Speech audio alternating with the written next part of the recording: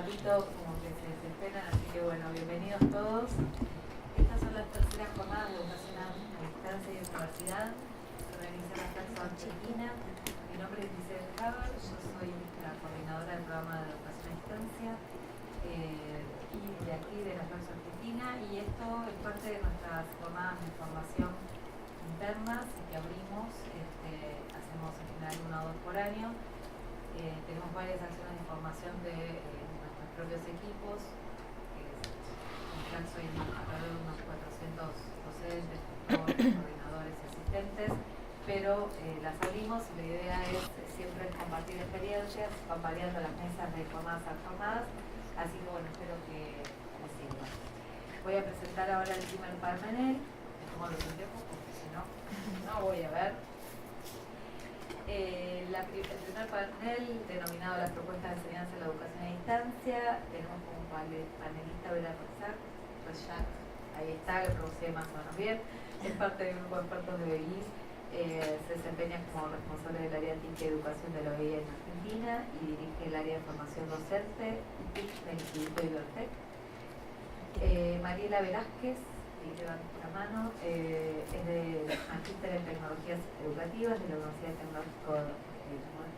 del Tecnológico de Monterrey de México, licenciada en Ciencias de la Comunicación con orientación en Comunicación y Procesos Educativos, es profesora de nivel medio superior en Ciencias de la Comunicación de la UBA, jefa de transporte activos de la materia Tecnologías Educativas en la cátedra Lando de la carrera de Ciencias de la Comunicación de la UBA. Está Mayra Bota, que es del TIC de Educar, es licenciada en psicopedagogía, docente de enseñanza privada primaria y nivel inicial, se encuentra desarrollando la tesis de maestría en políticas educativas, realizó tareas de investigación en la Universidad de Itela y hoy investiga temas de innovación y posibles escenarios futuros de la educación en PanSofía Project. Paula Morinigo, ahí está, es líder técnico de Educar. Es licenciada en Psicología, diplomada en Diseño Instruccional para e-learning de la UTN, especializada en metodologías no tradicionales de capacitación y actualmente coordina equipos interdisciplinarios en el área de proyectos TIC de Educar. Y por último, los últimos serán los primeros, Virginia Haley de la Flaxo Argentina, es docente del PEN, el área especializada en educación y tecnologías de aquí de la Flaxo, es especialista en educación y tecnología por aquí por la Flaxo, licenciada en Ciencias de la Educación de la UBA, y se desarrolla como consultora en educación en línea para distintas organizaciones en el marco de las consultorías de todo. Bueno, ya pueden empezar, así que éxitos. Gracias. Les dejo acá encendido el micrófono inalámbrico como sea alguna de ustedes. Bueno. Buen día, ¿se escucha bien? A ver. ¿Han apagado? Sí. Ok. Listo. Buen día, ¿se escucha bien? Perfecto. Muy bien. Bueno, muchas gracias. Gracias por la presentación y por la invitación. Y bienvenidas y bienvenidos todos.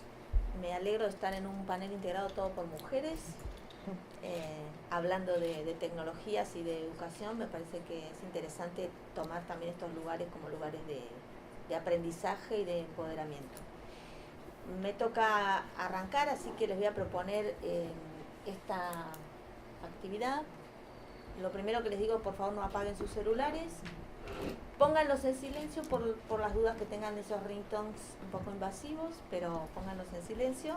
Y ahí arriba, donde está señalada la flechita en blanco, tienen un enlace al que pueden entrar con sus celulares para dejar las preguntas. No solamente las que quieran hacer sobre lo que yo pueda comentar, sino de toda la mesa. Así que así al final de la jornada, o al final de la mesa, mejor dicho, retomaremos de ahí algunas preguntas. Si ustedes entran y la pregunta que querían hacer ya está hecha, vótenla, no la repitan. Y en todo caso, al final contestaremos las 5 más votadas. Es una forma democrática de elegir preguntas, evitando el pásense el micrófono y quiero contar que en mi escuela me pasó esto y tal. Así que utilicen este sistema si quieren ir no solo dejando preguntas, sino también tal vez comentarios, referencias, etcétera. Lo pueden hacer de forma anónima o pueden dejar con su nombre y apellido, y también pueden decir, le pregunto a Mayra, le pregunto a Vera, le pregunto a Virginia, quién sea. Bueno, dicho esto, entonces voy a tratar de comenzar. Yo no me quiero dar vuelta, entonces tenía acá la presentación también en mi cara, nos habían pedido hablar de las posibilidades de innovación en educación, de las tecnologías para la enseñanza y el aprendizaje. Estos eran como los temas que nos propusieron, la historia y las tendencias en educación a distancia, el proceso de enseñar y aprender mediado por las TIC, la elaboración de los materiales, los tiempos, los espacios y los agrupamientos en educación a distancia. Yo pensé que me invitaban a dictar una maestría con todos estos temas, pero bueno, vamos a tratar de sintetizar un poco. Lo primero, creo que me gustaría inscribir la idea del cambio hacia la educación en línea. Después voy a retomar el tema de educación a distancia o educación en línea, que también es un tema que lo viene comentando hace bastante tiempo, se viene comentando desde Flaxo, pero lo primero me gustaría inscribirlo en el contexto de una mutación, de un cambio estructural, de un cambio sistémico, y que entonces nos hace preguntarnos sobre por lo menos algunas de las cosas clásicas, algunos de los componentes clásicos de los entornos educativos o de los entornos formativos. En principio nos tenemos que preguntar qué significa enseñar y aprender en estos nuevos tiempos, que son tiempos más conectados, tiempos más conectivos, y también tiempos más colectivos, pero sobre todo cuando hablamos de la universidad y la educación a distancia, volvemos a pensar en estas cuestiones, ¿no? Es decir, ¿cómo es enseñar y aprender en tiempos de conexiones intensas, masivas? Sobre todo, ¿qué tipo de profesionalidad docente esperamos, queremos, buscamos, deseamos para un modelo de educación a distancia en un sistema universitario? Que es clásicamente uno de los sistemas más resistentes, ¿no? Más tradicionales, más conservadores de su modalidad.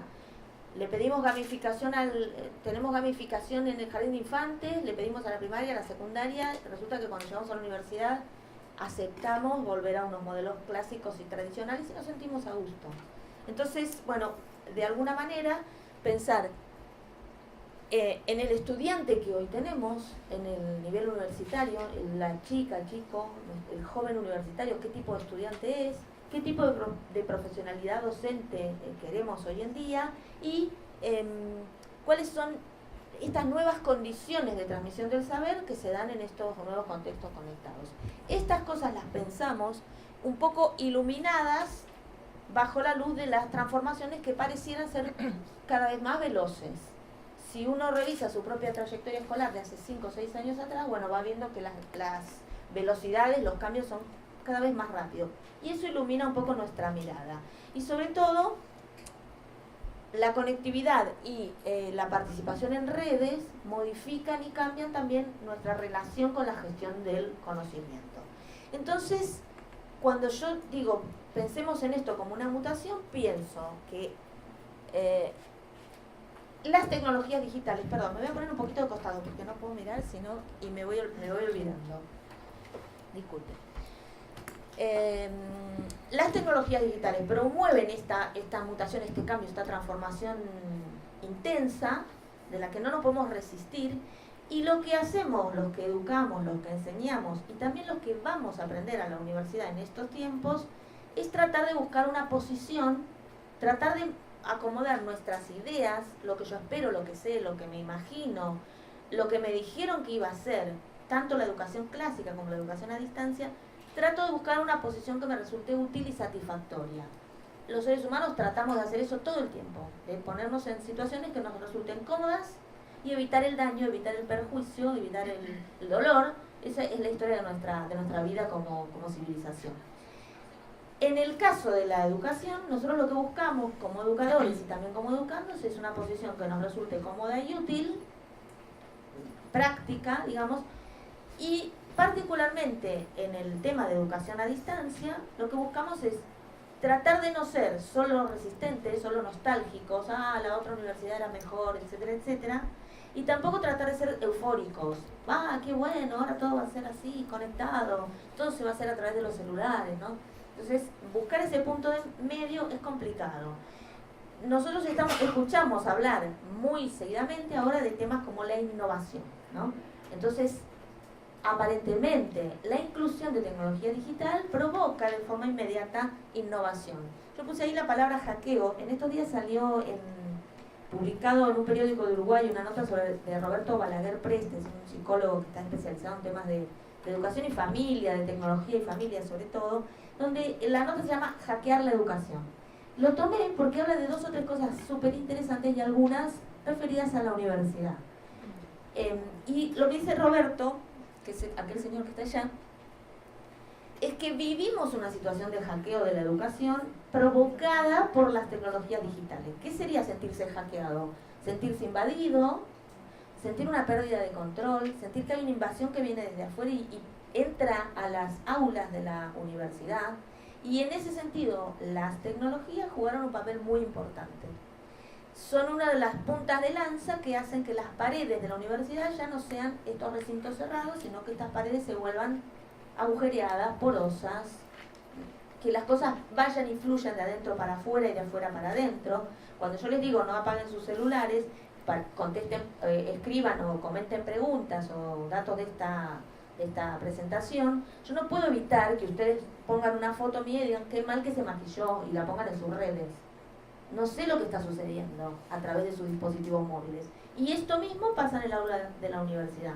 Las paredes de las aulas se vuelven porosas y las tecnologías provocan también esa fluidez, esa fluidificación, también de la gestión del contenido, también de la gestión del conocimiento.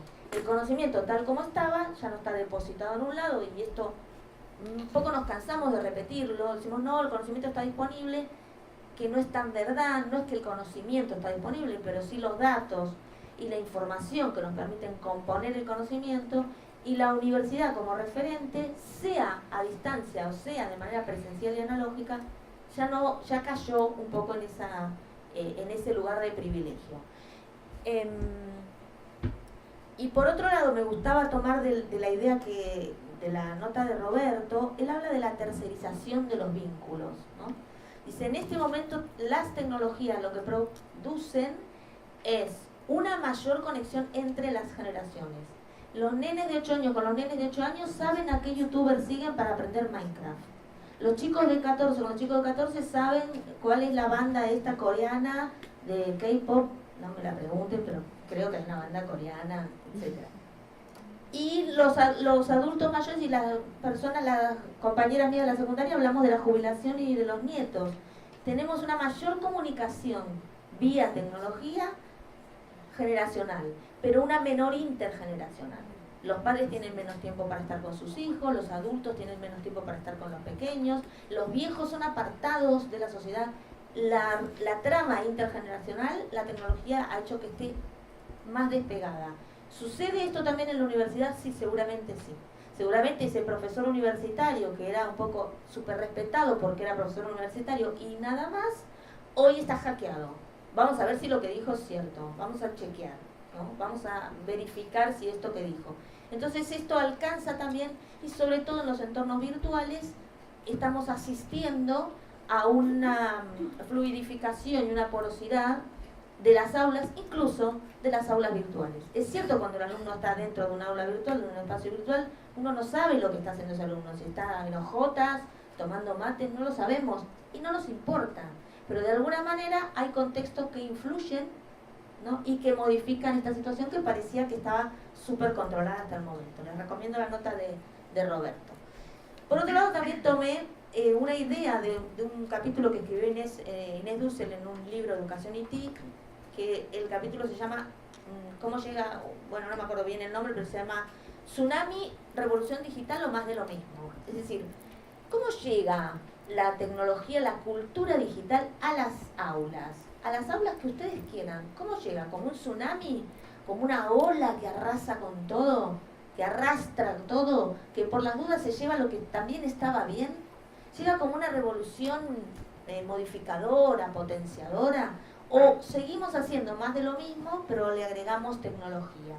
Y esta, que es una pregunta que podría parecer nostálgica, que podría parecer fácil de responder, no, lo que pasa es que la tecnología cambia todo, no es tan fácil de responder, sobre todo en los entornos de formación superior donde uno ve la permanencia de ciertos esquemas. Incluimos aulas virtuales, abrimos espacios digitales, pero hay ciertos esquemas de transmisión que permanecen más allá de toda innovación. más allá de todo hackeo. Entonces, preguntarse cómo la cultura digital, esa cultura que yo me llevo en el bolsillo todo el tiempo, porque la llevo conmigo, porque estoy hiperconectada, cómo entra en el espacio de enseñanza, cómo entra en la relación entre saber y aprender. También recomiendo la lectura de libros.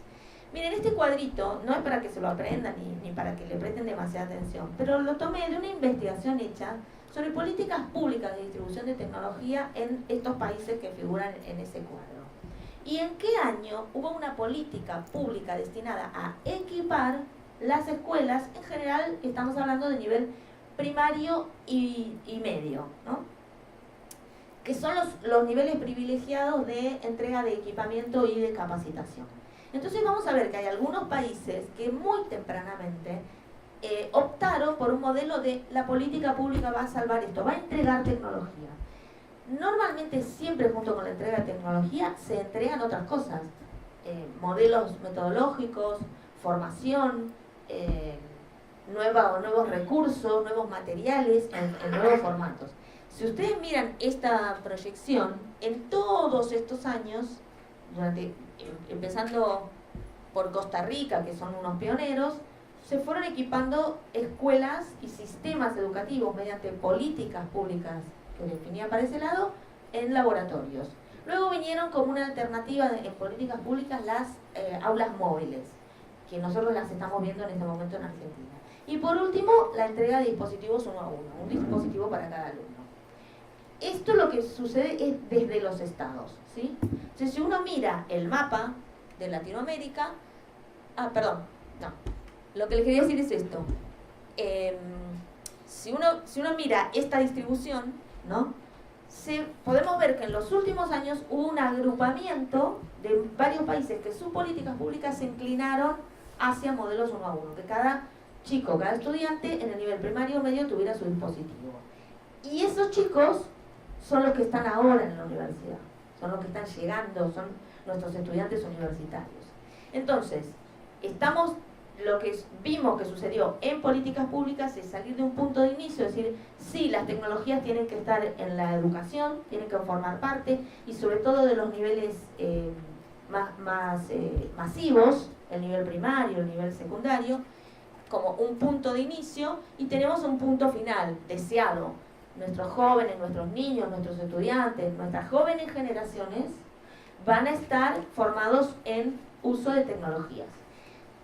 Esto, de un punto de inicio a un punto de llegada, tenemos una distancia que recorrer. Y nos han enseñado en la escuela primaria que la distancia más corta entre dos puntos es una recta, ¿cierto? Pero nosotros sabemos que muchas veces de un punto a otro no hay una recta. Hay un camino tortuoso, o hay un camino, o hay un escapo a algo. Hay países que directamente saltaron de entregar laboratorios a entregar tabletas. Hay otros que fueron haciendo un camino así, más enroscado. Esto acá lo traigo, esta metáfora un poco de la física, porque tenemos que entender que tanto en la educación a distancia como en la educación en general, con tecnologías, que las tecnologías digitales hacen una diferencia entre distancia y trayectoria. Una cosa es de un punto a otro punto, sin tecnología con tecnología, sin aulas virtuales con aulas virtuales, sin dispositivos para todos con dispositivos para todos, hay unos puntos, pero la trayectoria, que también es comparable a la trayectoria educativa, a la trayectoria escolar, es diferente, ¿no? Puede que no sea así. Entonces sí, si uno mira el mapa de Latinoamérica, ahora sí, se encuentra con que el poblamiento, digamos, de políticas públicas de laboratorios fue aulas móviles, modelo 1 a 1, y lo que tenemos ahora es una emergencia de otra cosa. Los teléfonos móviles como emergentes. Nuestros estudiantes universitarios seguramente tienen más acceso por telefonía móvil que por dispositivos entregados por políticas públicas. Y entonces es un emergente a atender. Perdonen, me están haciendo así que redondeé, así que voy a ir un poquito más rápido. Así que después la presentación la pueden ver en línea, me lo voy a saltear de alguna manera. Quería decirles que podemos identificar de manera binaria o casi binaria dos modelos clásicos de entornos virtuales de formación un poco asociados a esta idea de que todos se conectan, de que todos tienen dispositivos, de que todos tienen tecnología disponible. Uno que lo podemos identificar como basado en la pedagogía transmisiva, ¿no? Es el modelo como más clásico de educación a distancia, y otro basado en lo que se llamaría pedagogías activas, que es en el que nos sentimos más cómodos los que somos docentes de entornos más cualitativos, ¿sí? Algo más personalizado, más basado en la interacción, con recursos más ad hoc de la formación. Esta es la pedagogía un poco que propone o que sostiene o que defiende Manuel Arias, diciendo vamos a ver muy prontamente en el nivel superior, en el nivel universitario, un cambio en las pedagogías impulsado por las pedagogías activas, sobre todo en los entornos virtuales, porque nos encontramos que nuestros chicos y jóvenes eligen, prefieren, se inclinan hacia entornos digitales para poder conectarse. No sé si me estás haciendo así que me apure o no. No, es eso. Un minuto. No, porque me voy poniendo nerviosa. ¿Lo conocen? ¿Qué es? ¿Qué es? ¿Un qué? Un velociraptor. ¿Saben cómo se calcula? Un tiempo raptor. Bueno, mentira. Era un chiste. Sí, lo importante es que una de las cosas que determina sobre todo los cambios que están pasando en educación a distancia es la velocidad con que las cosas suceden, ¿no? Entonces, algo a tener muy en cuenta, no es solo que cambia el contexto, no es solo que cambia el entorno, es que también la velocidad a la que se dan esos cambios provoca que todas estas cosas que tenemos alrededor, ¿no? Estos consumos de nuestros estudiantes que están basados ahora en microcontenidos, la atención dispersa, fragmentada, las aulas porosas, todo ese contexto hace que tengamos que tener en cuenta que hoy en día la D de educación a distancia no es tanto D de distancia, sino D de digital, y que lo digital es fluido, y que lo que es fluido se nos escapa entre los dedos. Hay que estar atentos, rápidos. Esto me lo voy a pasar. A ver si puedo hacer esto. Nada más que así para cerrar. La distancia no es el problema. No es cuánto tengo que recorrer. Lo complicado es lo que encuentro abajo. Lo complicado es qué tengo que hacer mientras recorro esa distancia. No es solo la distancia lo que me separa. A veces la distancia es metodológica. A veces depende de qué recursos tengo para mantener el equilibrio. A veces también depende de si miro o no miro lo que había atrás o abajo, cuando hago ese tránsito, ese cambio hacia la educación a distancia. ¿Y quién me podría ayudar en el caso de que no me vaya tan bien? Y también quiénes esperan que yo me caiga, ¿no? Porque algunas veces, cuando uno se propone un cambio de paradigma, un cambio de modelo, hay algunas personas que sí esperan que uno se caiga. Pero no se preocupen, llegaremos al otro lado sanos y salvos. Gracias.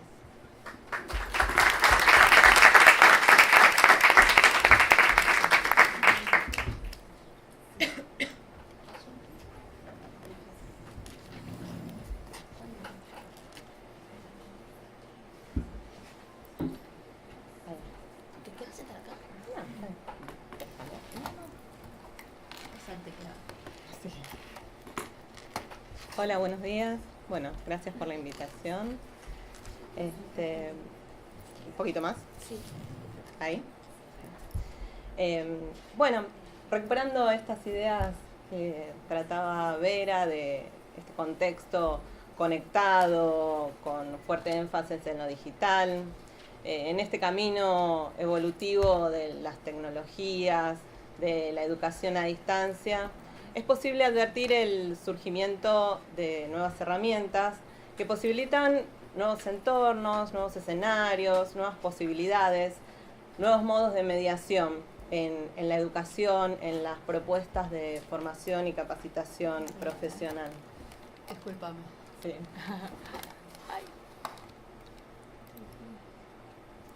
F5, espera. Sí, más fácil. Listo. Ahí está.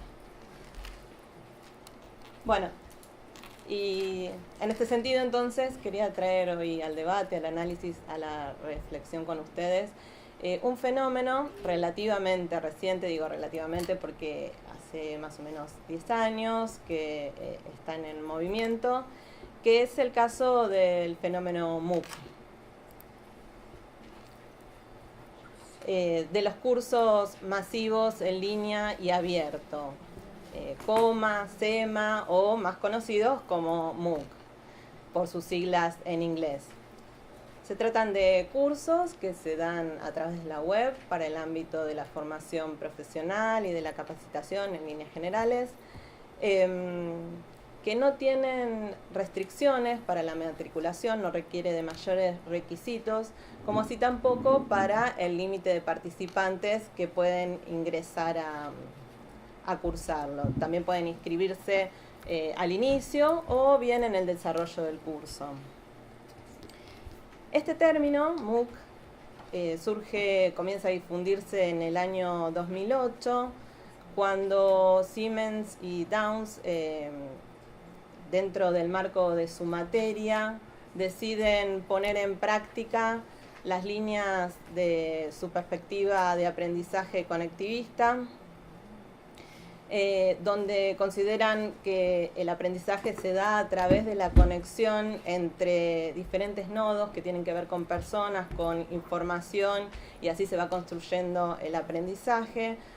Y entonces esta materia que trataba sobre estos temas deciden publicarla y abrir los cupos para la inscripción, y de 22 estudiantes que tenía esta materia terminan inscripto 2.200 aproximadamente. A partir de allí, entonces, surge con énfasis este movimiento, se van desarrollando cursos, y en esa evolución, en ese sumar cursos MOOC, un hito destacado fue el que surgió en 2011. Ahí está. Desde la Universidad de Stanford, donde se logró una inscripción de 160.000 estudiantes. A partir de allí, los MOOC se empezaron a multiplicar, las universidades del mundo adoptaron esta modalidad por diferentes motivos, principalmente, y el lema que los regía así en un principio es contribuir a la democratización del conocimiento. También por innovación, por investigación. No podemos dejar de lado, de tener en cuenta también la posibilidad que permite para difundir la oferta académica, contactarse con estudiantes de diferentes lugares del mundo. Estos cursos fueron agrupados alrededor de 2011, comienzan a crearse diferentes plataformas o consorcios, así llamados, que agrupan a universidades que proveen, que dictan cursos MOOC. Entre ellos, algunas, acá les presento algunas de ellas porque hay bastantes más, como por ejemplo Udacity, edX, Coursera. Estas tres son del ámbito anglosajón. Y luego se creó Myriadax, que es del ámbito iberoamericano. Y también surgieron cursos que no estaban adscritos a estas plataformas, a estos consorcios, sino con plataformas de desarrollo propio. Bueno, hasta ahora venimos hablando en líneas generales de universidades internacionales. ¿Qué pasó en nuestro país? Bueno, en Argentina adoptaron esta modalidad, surgieron experiencias que trabajaron MOOC. Por ejemplo, en 2013, CITEP-UBA realizó un curso sobre tecnologías, también hizo una reedición en 2015, Educar también 2015, la Universidad de Quilmes, la Universidad de Palermo, por mencionar algunos ejemplos. La Universidad de Salvador también. Y desde 2013 hasta la actualidad ha habido diferentes ofertas. Actualmente hay nuevas ofertas de cursos MOOC. Ahora bien, estos cursos son todos iguales, presentan diferentes propuestas. Bueno, sí, presentan diferentes propuestas. Quizás los más conocidos son los cursos denominados XMOOC, que tienen que ver con una pedagogía transmisiva, como comentaba Vera. Hacen fuerte énfasis en los contenidos. En general los formatos son bastante similares, presentan los contenidos a través de materiales de lectura, videos y después actividades de autoevaluación, es decir, con un formato de curso autogestivo. A veces también suelen proponer evaluaciones entre pares, pero no en líneas generales. Otro tipo de cursos, que son los primeros asociados a los que les contaba antes del 2008, cuando comenzaron a generarse este tipo de propuestas, son los CMOOC, la C de aprendizaje conectivista, y tienen que ver con esta propuesta más cercana a su origen, a este aprendizaje que les contaba antes, ¿no? Relacionado con el tema de las conexiones entre información, personas, o sea, el énfasis, el foco está puesto en esta línea. Bien comunicación horizontal, abierta, y está vinculado fundamentalmente a los primeros MOOC, al inicio de los MOOC. Luego, los XMOOCs, a partir de 2011 más o menos, cuando se crearon las plataformas que les contaba recién, y quizás son los más conocidos y los que tienen mayor difusión.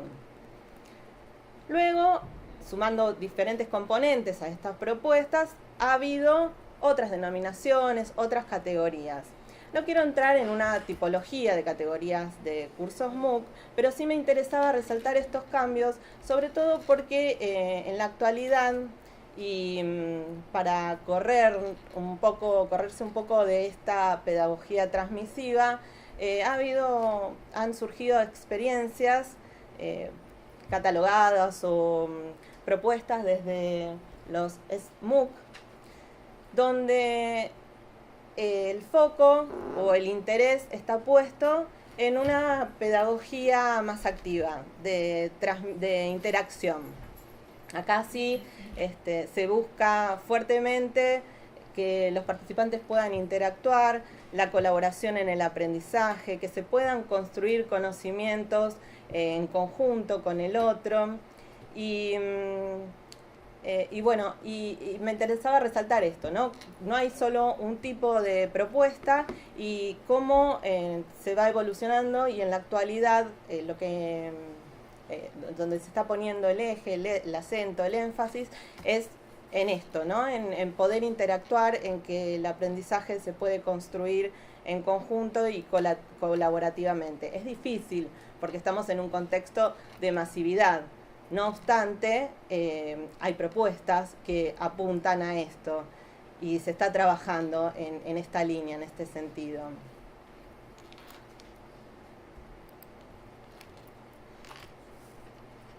Como un punto, una propuesta de análisis o de línea para pensar el diseño de este tipo de cursos, una contribución para poder ir en esta línea donde la masividad no afecte la posibilidad de interactuar. Traigo a colación esta estrategia de análisis, esta propuesta de Garrison y Anderson. Ellos, si bien lo proponen para el estudio de cursos tradicionales, cursos cerrados, me parece bien interesante para pensar en la importancia y en el análisis de las interacciones. Y ellos dicen que para que resulte el conocimiento, para que se pueda construir conocimiento, para que se pueda generar una comunidad de aprendizaje en un curso, en una propuesta de educación a distancia, es necesario que en los intercambios dialógicos se generen tres tipos de presencia. Por un lado, la presencia social, que tiene que ver con todos los intercambios entre los participantes que apunten a generar lazos, a transmitir sentimientos, a conectarse, a generar sentido de pertenencia. Por otro lado, es necesario que haya intercambios que permitan operaciones cognitivas que promuevan la reflexión, la exploración, el pensamiento crítico. Y también es importante la participación docente en el sentido de que pueda ir orientando hacia el desarrollo y el acercamiento hacia los objetivos pedagógicos propuestos. Y me parecía interesante pensar en la posibilidad de en estos entornos agregar una presencia más, la posibilidad de agregar una presencia más, que es la presencia del estudiante, en el sentido de resaltar su rol activo como gestor de intervenciones, en su papel sustancial en este curso, en la importancia de la dinamización de las interacciones. Es para pensar, los desafíos son muchos, pero creo que es bien importante seguir investigando y analizando en posibles líneas que contribuyan a este tipo de aprendizajes. Vale la pena para contribuir a la democratización del conocimiento y a generar propuestas de calidad. Muchas gracias.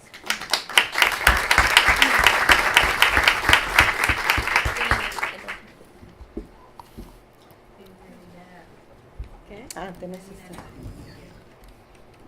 A ver si puedo prender este. Hola.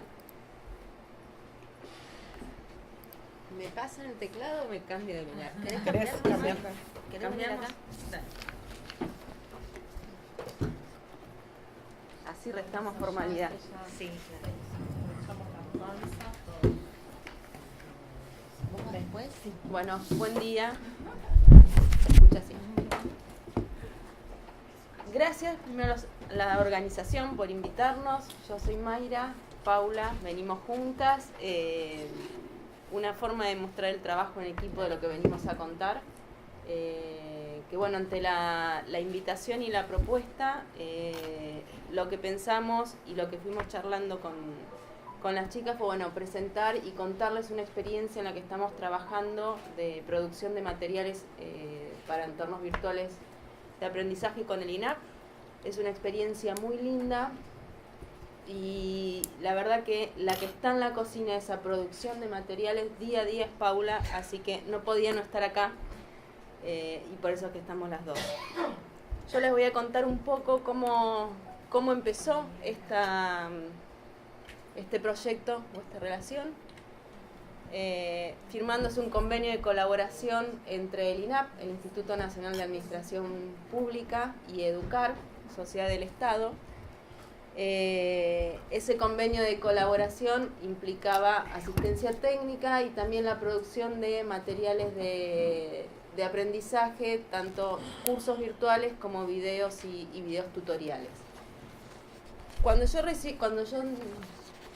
asumo, digamos, a liderar este proyecto, bueno, me encuentro con este convenio, que el objetivo fuerte que tiene es el de fortalecer el Sistema Nacional de Capacitación de la Administración Pública. La INAP ve y tiene la necesidad de renovar todas las estrategias pedagógicas de su entorno virtual. Quería algo distinto de lo que se estaba haciendo, era un gran desafío. Hay un acercamiento a EDUCAR, porque EDUCAR, que saben que viene desde el año 2000 y con mucha trayectoria, tenía una gran experiencia y mucha capacidad técnica, cosa que era verdad acá, con Vera, con Grisel, con mucha gente de la que está acá y también que no y que seguramente están viendo, hemos trabajado mucho y también en colaboración, sobre todo en el diseño e implementación de dispositivos de formación docente. También teníamos mucha experiencia en el diseño y producción de contenidos y materiales digitales. Y por haber tenido como parte de esa sociedad del Estado la suerte de tener 3 canales o señales de televisión educativas y culturales, también tenemos la experiencia de la producción audiovisual y la producción multimedia. Entonces, bueno, la experiencia está, pero esto también implicaba algunos grandes desafíos, porque el público destinatario cambiaba. Si bien veníamos trabajando con muchas instituciones y en distintos sectores, digamos, en lo que es formación, pasamos a un público de un administrador público. No es terrible, pero sí es un cambio.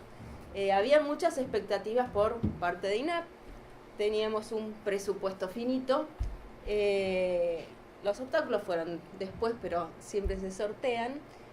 Y uno de los grandes desafíos del inicio fue el armar equipo.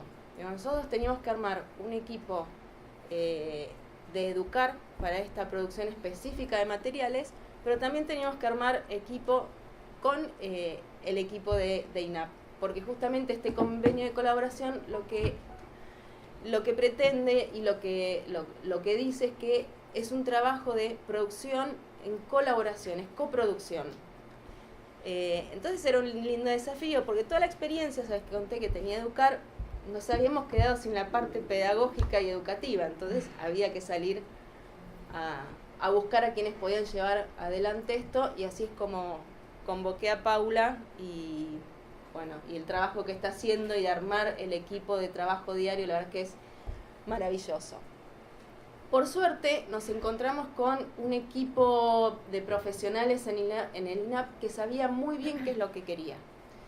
Entonces, eso fue el norte de todo el trabajo que vino después. Ellos sabían que querían unas propuestas didácticas innovadoras, que querían trabajar con narrativas.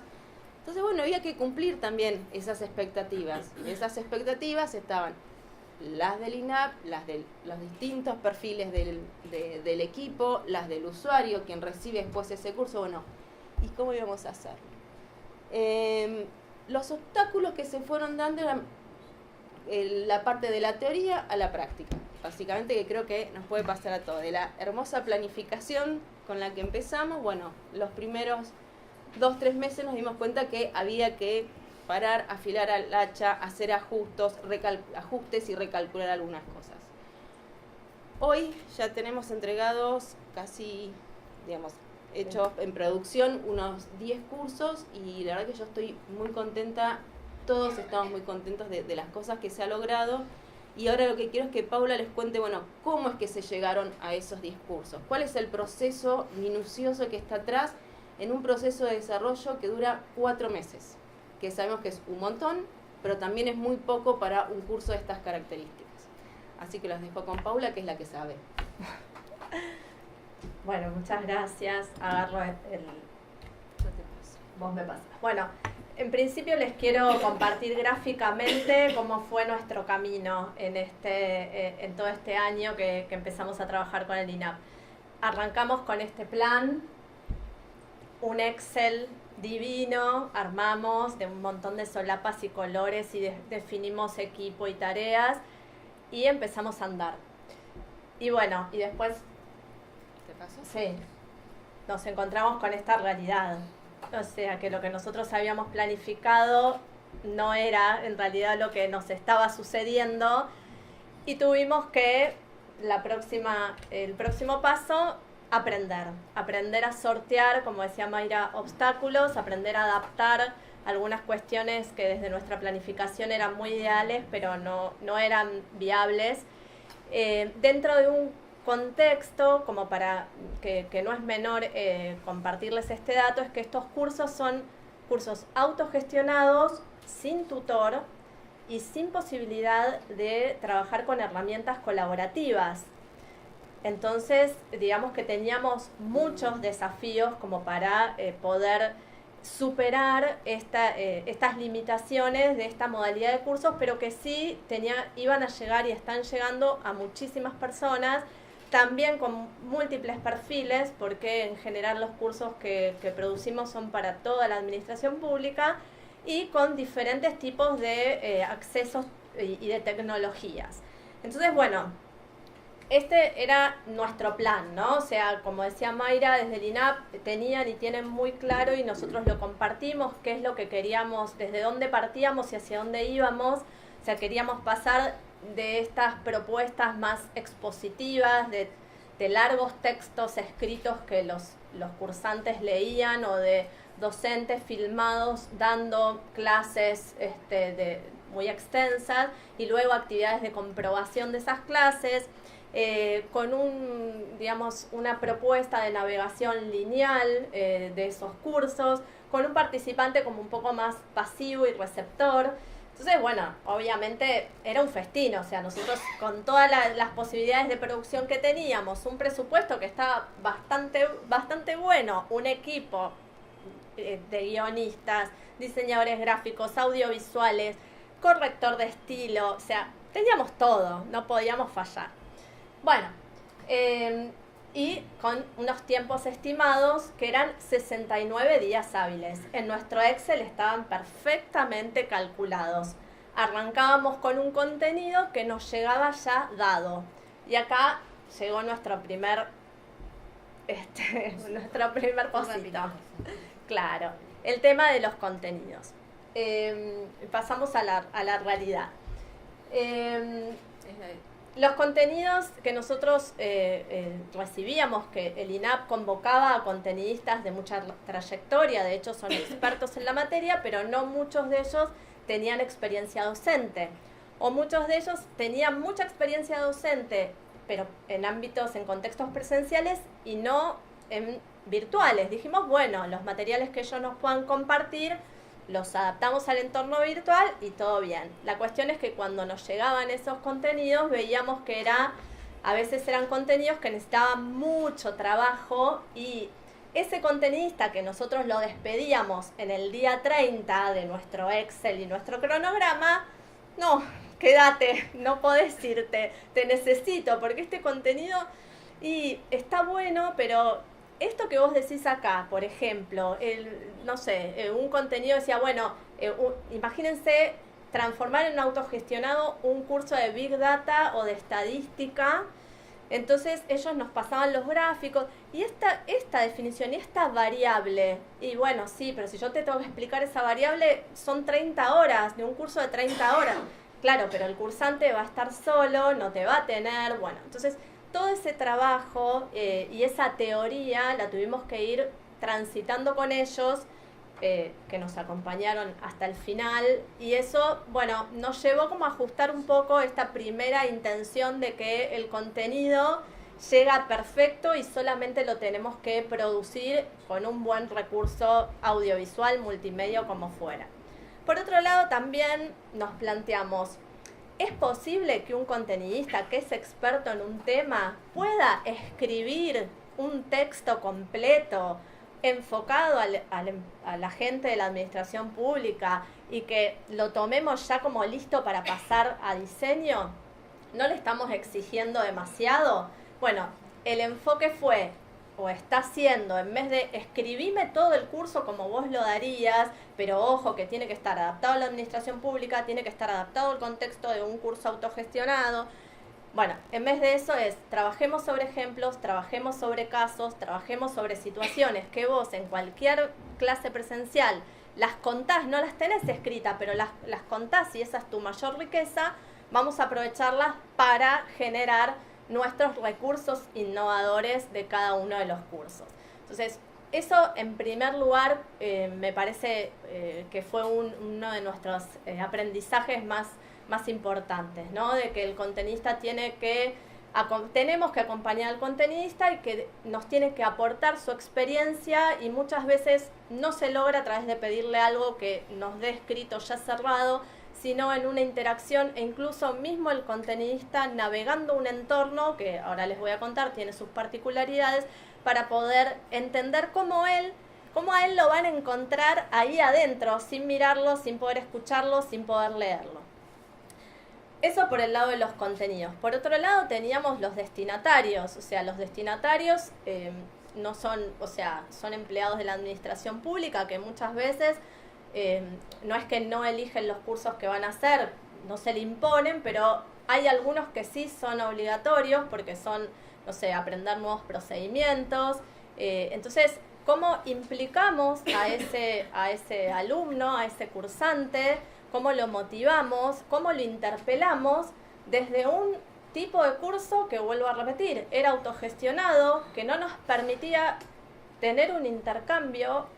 ¿Y de qué manera uno interpela con un material que ya está dado? O sea, ¿cómo nos adelantamos a lo que él va a pensar, a lo que él va a preguntar, a lo que él va a sentir si no tenemos un canal. Se abrió una vía, un mail, en donde el cursante puede escribir, pero bueno, claramente convengamos que no es lo ideal. Entonces, yo las iba escuchando a las chicas, ¿no? Como estos desafíos o este mundo actual de conectividad, de interacción, y nosotros no lo tenemos. Entonces, bueno, eso también, junto con los contenistas y junto con trabajar con usuarios finales, o sea, consultarlos, permitirles a ellos que vivan como una primera experiencia, una primera corte, nos empezó a devolver información que nos permite ir también ajustando las propuestas.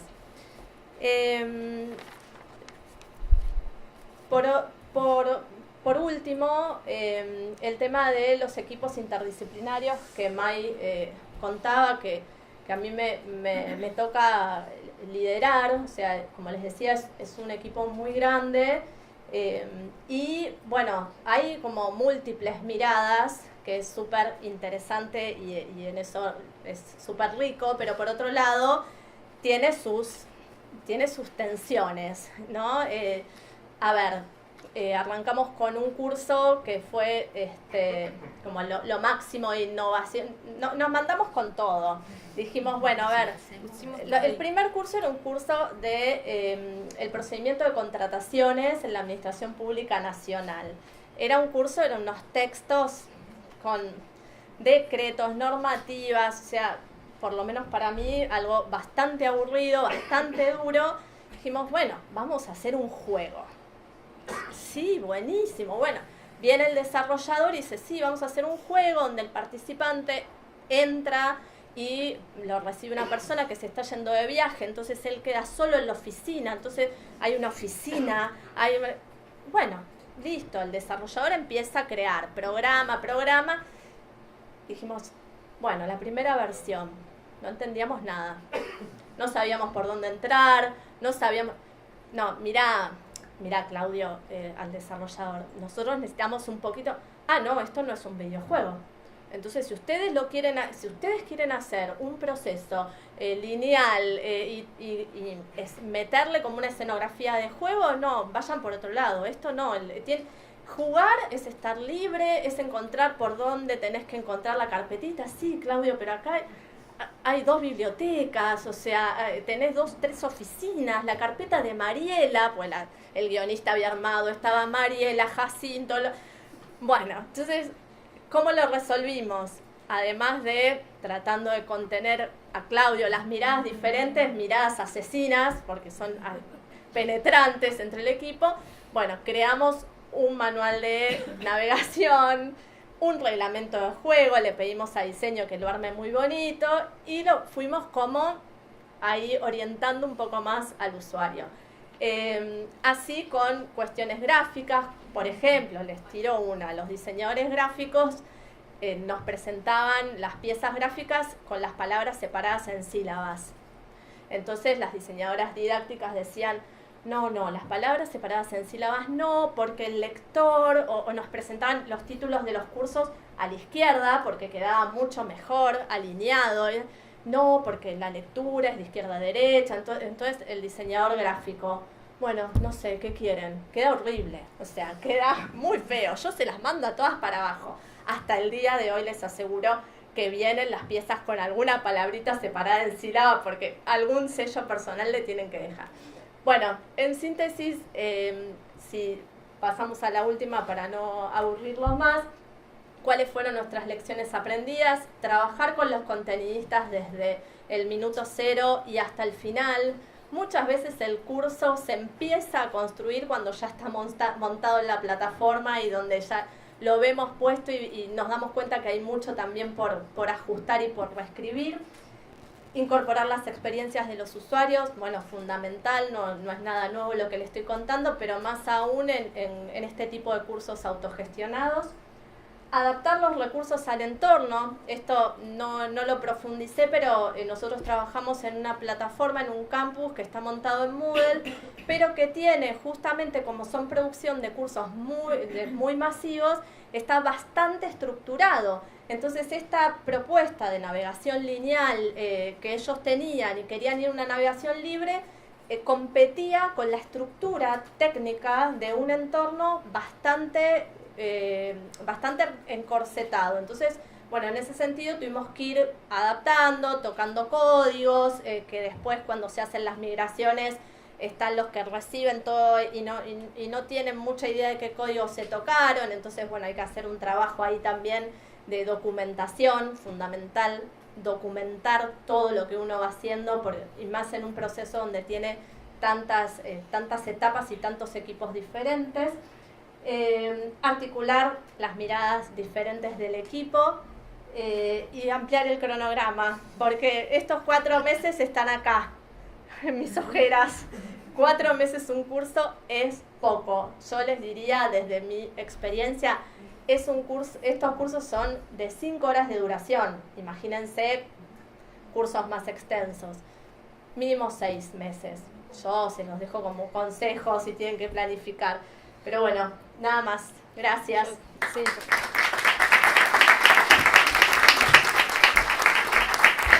Tengo un minuto más para cerrar. La verdad que todo lo que contó Paula, que siempre con una sonrisa, también intentamos trabajar así. La experiencia de las miradas de los distintos perfiles creo que hacen también enriquecer las propuestas que estamos desarrollando. Y la verdad que todo esto es posible gracias al equipo, al trabajo que estamos haciendo con INAP como equipo. Porque bueno, nosotras hoy estamos acá, pero tendría que estar también alguien del equipo de Pilar, o Natalia, Karina, porque la verdad que todo esto es gracias a ese trabajo que hacemos colaborativamente, y la responsabilidad, el compromiso y las horas y horas y horas que se trabaja en esto, y que realmente esos desafíos que yo les comenté al principio de armar equipo para este proyecto, creo que lo hemos logrado, y eso se nota en esta producción. Digamos, no es una producción de Educar, es una producción de INAP y Educar, que están trabajando juntos para estos cursos del INAP. Así que para mí, digamos, estamos todavía a mitad de camino para terminar el proyecto, pero creo que es una gran experiencia, y respecto de las expectativas creo que las estamos cumpliendo a nivel personal, a nivel equipo y a nivel institucional también. Así que muchas gracias.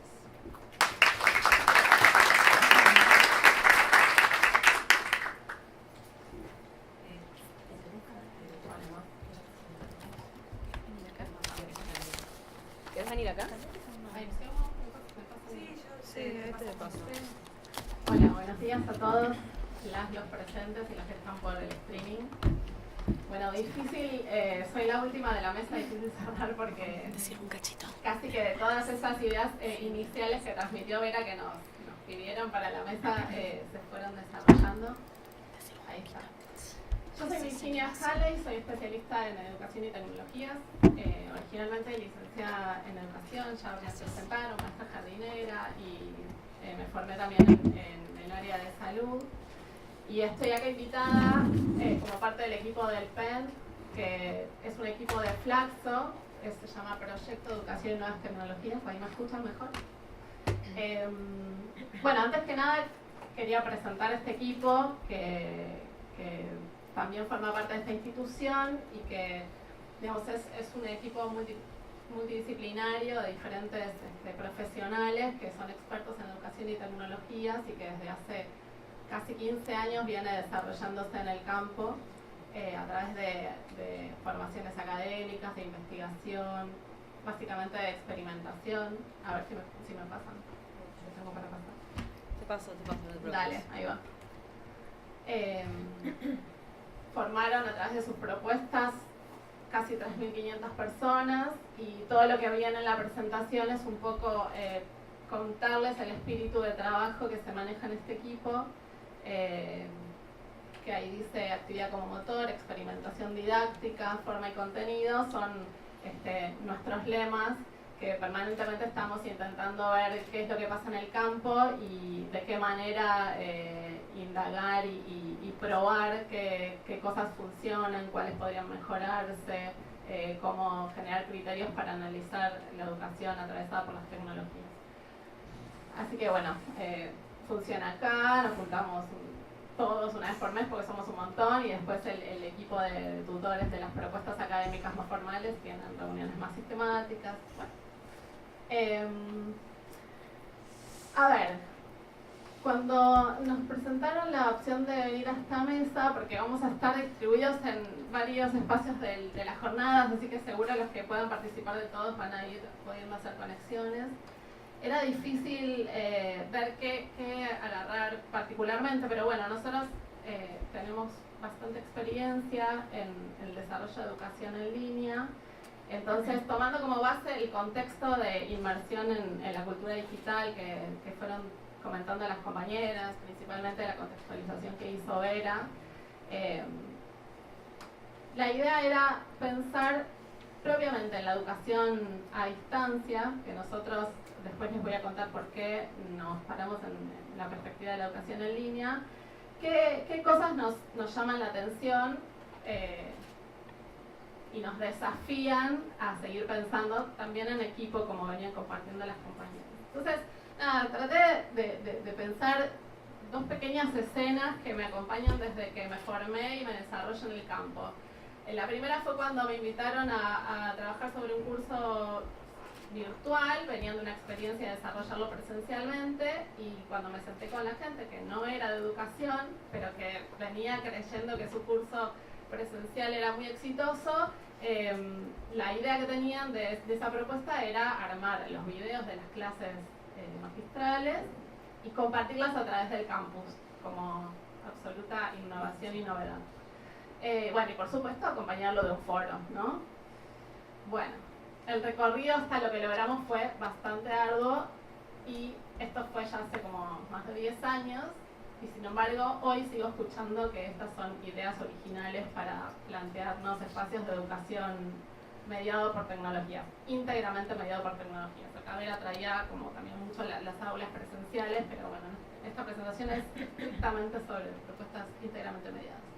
Y después, un poco en la misma línea, y en lo que venían compartiendo las compañías, por supuesto que el contexto institucional, el presupuesto y la dimensión de los equipos son factores que juegan muchísimo, ¿no? Pero, ¿por qué no pensar y desafiarnos a cuando se puede, hay posibilidad más? Y hace muy poquito, la semana pasada, también pensando en el armado de una carrera que en otra institución me dedico al desarrollo curricular, volví a aparecer esta idea de que un espacio rico era armar un material didáctico básicamente conceptual con algunos intercalados de actividades, en su mayoría individuales, y las grupales no estaban muy en claro en qué contexto realizarlas, y lo que traía la persona que se iba a dedicar a esto era porque de esta manera estamos simulando el diálogo del presencial. Bueno, nada. Hay seguramente muchas más. También hablábamos con alguien de mi equipo esta cuestión de que en propuestas que ya están funcionando, con la habilitación de nuevas tecnologías, por ejemplo, las que permiten el encuentro sincrónico, también se toman, y a veces se hace un abuso de eso, considerando que el solo uso e incorporación en esas propuestas de estas herramientas va a favorecer interacciones, aprendizajes más profundos, motivación con las propuestas. Gracias por pasar. Entonces, cuando recuperaba esas dos escenas para problematizar un poco, para desafiarnos, pensaba que hay por detrás, y parece que las compañeras también vienen preocupadas por esto porque salió en la mayoría de las presentaciones, ¿no? Una idea de que las tecnologías por sí mismas van a venir a resolver algunas cuestiones, que estimular algunos aspectos de los encuentros presenciales nos van a resolver el vínculo, que a través de la mirada van a aprender y se van a apropiar de todo lo que quiero que aprendan, que los paquetes de información y de conocimiento, por el solo hecho de leerlos, ya van a estar comprendidos y aplicándolo en alguna ejercitación va a ser suficiente para que se lo puedan apropiar también. Las tareas lineales de la mano de, en general, estos paquetes de contenidos y este idilio, ¿no? Como, bueno, creo que todos coincidimos en que el acto educativo tiene que ver con vincularse con el conocimiento para apropiárselo, y los que nos manejamos desde una perspectiva socioconstructivista pensamos que tiene que ver muchísimo con el vínculo y el contrato con otros. Entonces, bueno, nada, algo de esto de volver a representar eso presencial en esa instancia, como si en lo presencial todos participáramos y en lo presencial todos nos lleváramos algo y estuviéramos atentos. Bueno, pase por favor. Ahí puse en paréntesis que no me parece gratuito, que es que en realidad muchos cuando hacemos esto no es con malas intenciones, sino en realidad porque son modelos que tenemos aprendidos y construidos y no siempre tenemos oportunidad de ponernos a problematizarlos. Hoy capaz es una oportunidad para algunos que todavía no se abrieron esa pregunta. Bueno, entonces la idea desde nuestro equipo era traer la perspectiva de la educación en línea. Educación en línea, no sé si escucharon, pero vendría a ser una modalidad de educación que está básicamente posibilitada por la inmersión en la cultura digital, por las posibilidades de las tecnologías de la información y la comunicación. Y podríamos pensar que, bueno, es una versión un poco superada de la educación a distancia, que tiene muchísima historia y que lo que intentó habitualmente era resolver una distancia entre docentes que estaban distanciados geográficamente y temporalmente de estudiantes, y a través de las tecnologías que iban apareciendo y se iban apropiando socialmente, bueno, ir mejorando ese puente entre el docente como generador de contenido y el estudiante como receptor. Eso, bueno, fue evolucionando. La perspectiva de educación en línea que traigo, que ahí está en palabras de Tarasou, que es el coordinador de nuestro equipo, el coordinador general, está asentada sobre algo sensiblemente diferente, que es desde ya en su esencia la idea del socioconstructivismo. Entonces, necesariamente necesitamos de otros. El docente es un otro, el contenido en la escena didáctica también, pero lo estamos planteando desde otros también pares, otros expertos con quienes conversar.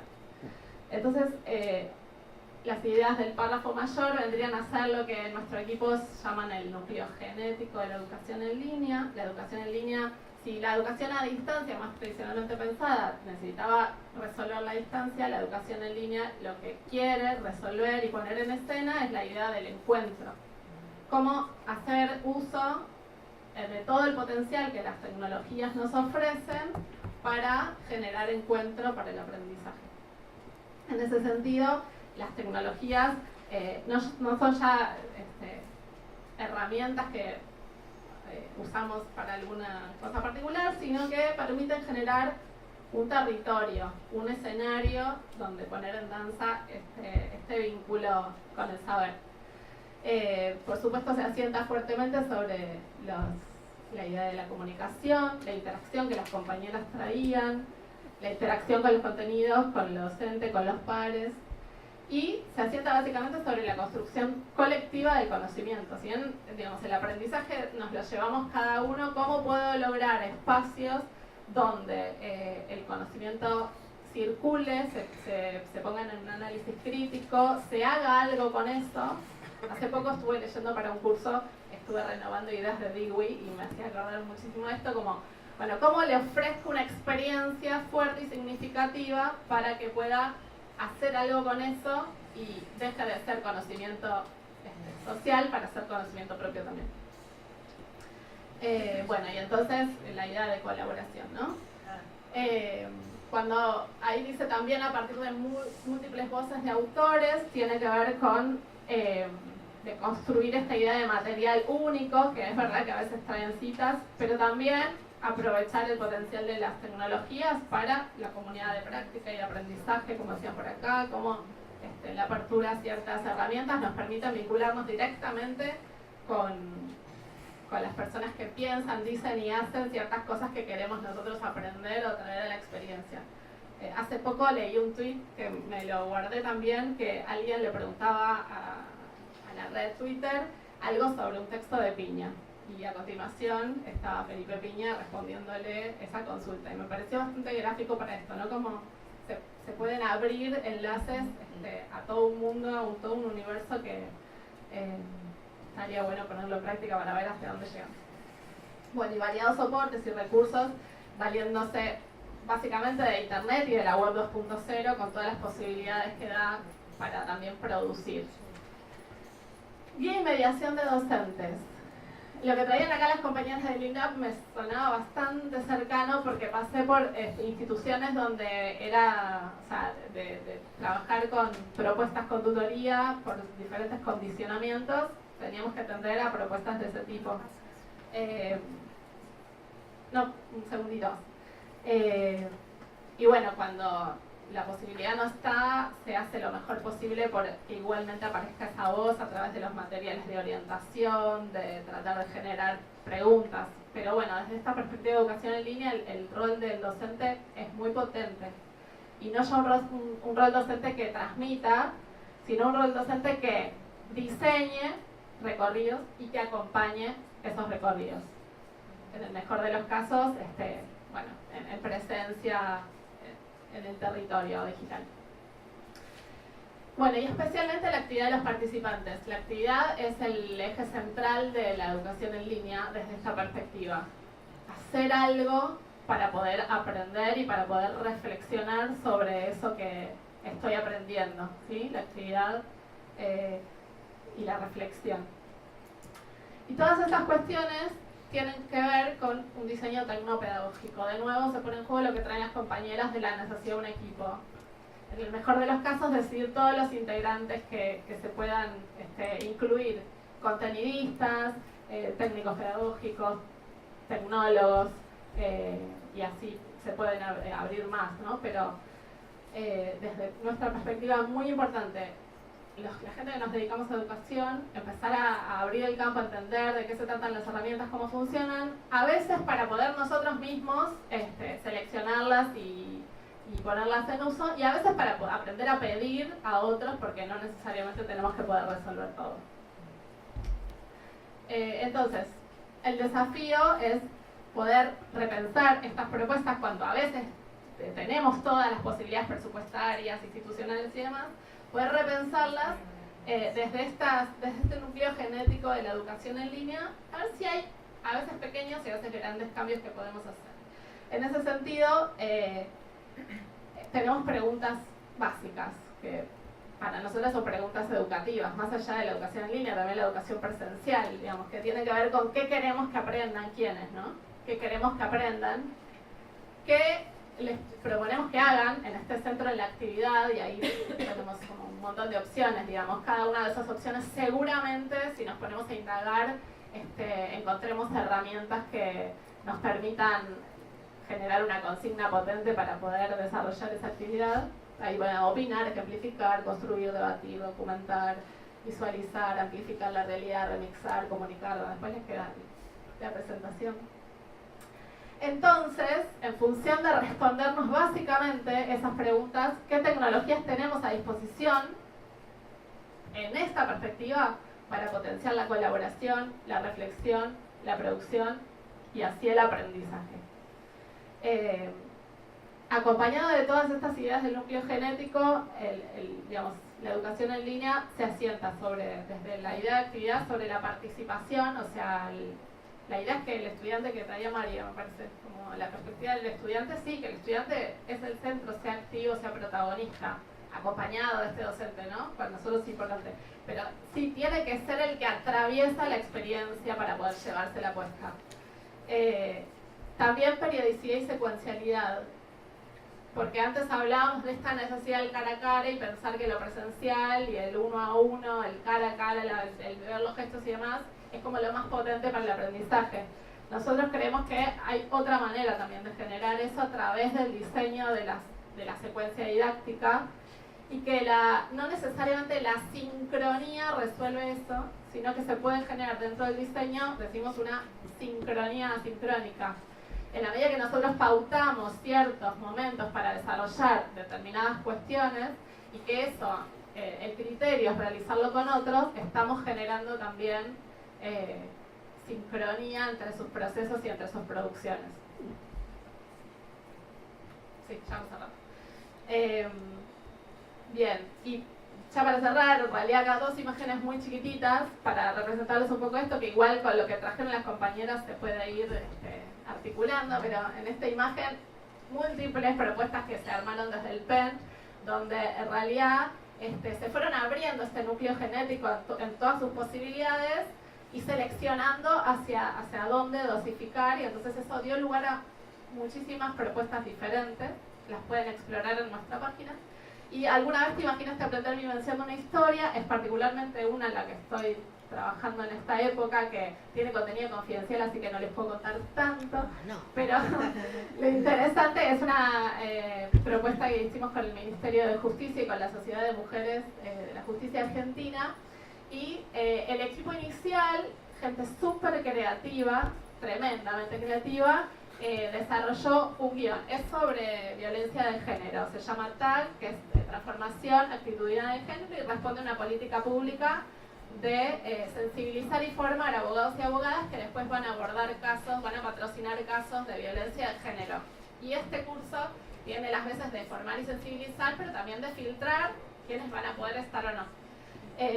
Y bueno, y lo maravilloso fue que todas estas cosas que les fui contando del núcleo genético las pusimos en juego en conjunto con esta gente creativa para desarrollar un guión y el armado de un montón de materiales audiovisuales, pero que no están solos en la escena, sino que están básicamente organizados a partir de un montón de decisiones en los que la secuencia didáctica los invita a una inmersión en las situaciones que tienen que resolver, a una actividad continua, pautada, periódica, y al desarrollo reflexivo de lo que van aprendiendo y recuperando de la formación en género, ¿no? Y de resolver básicamente desde su desempeño profesional, porque es lo que necesitamos ver para ver si pasa o no. Así que bueno, nada, ya cuando sea pública la verán. Muchas gracias por la invitación.